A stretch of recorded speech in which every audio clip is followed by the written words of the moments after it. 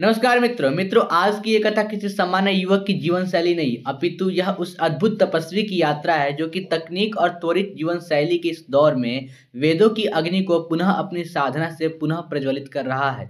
जी यहाँ हम बात कर रहे हैं काशी नगरी में सिर्फ एक 19 वर्ष का एक ऐसा बाल ब्राह्मण एक ऐसी साधना पूर्ण कर गया जिस परंपरा को 200 वर्षों से कोई भी पुनः जागृत नहीं कर सका था। मित्रों हम जिसकी बात कर रहे हैं उनका नाम है वेद मूर्ति देवव्रत महेश रेखे, जिन्होंने युवा अवस्था में ही अपनी वाणी से वेदों के स्वर को फिर से गुजा चुके हैं। जी हाँ, महाराष्ट्र का अहिल्याबाद की पवित्र धरती पर जन्मा यह बालक बचपन से ही अपने वैदिक संस्कारों में ढला, जिसका नाम वेद मूर्ति देवव्रत महेश रेखे है। आपको बता दूं कि इनके पिता वेद ब्रह्म श्री महेश चंद्रकांत रेखे, जो कि स्वयं एक वेदों के अध्येता, आचार्य और परीक्षक हैं। इन्हीं के सानिध्य में देवव्रत ने न केवल मंत्रों को सीखा अपितु मंत्रों के अर्थ, उनके लय, स्वर, निश्वास, विराम और शुद्ध उच्चारण का अलौकिक नियंत्रण भी प्राप्त किया।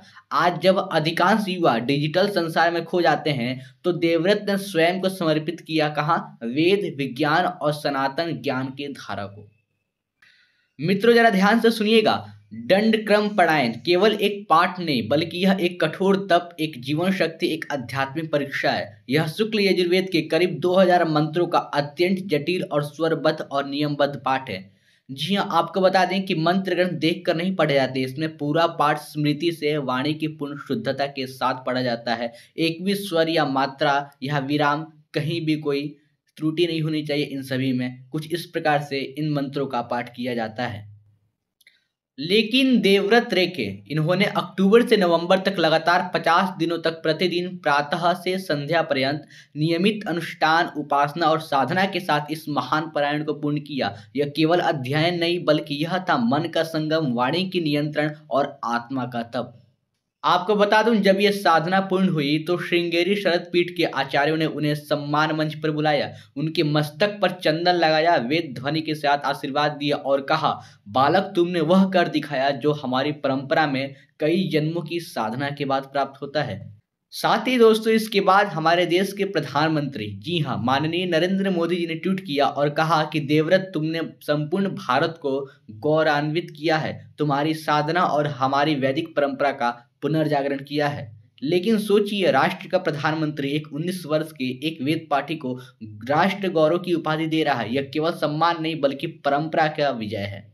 आपको बता दूं कि देवव्रत को कई राशियों से भी सम्मान किया गया, कई स्वर्ण ब्रेसलेट से, और देश भर के वेदाचार्यों ने आशीर्वाद दिया। पर इतनी महानता के बाद भी देवव्रत ने क्या कहा कि मतलब आप विचार नहीं कर सकते, एक ऋषि की तरह विनम्र बातों से उन्होंने जवाब दिया। क्या कहा कि यह सम्मान मेरे लिए नहीं अपितु यह वेदों के लिए है, मेरी परंपरा के लिए है। और यही विनम्रता, यही साधना देवव्रत को एक महान विभूति के रूप में हमारे समक्ष प्रस्तुत करती है।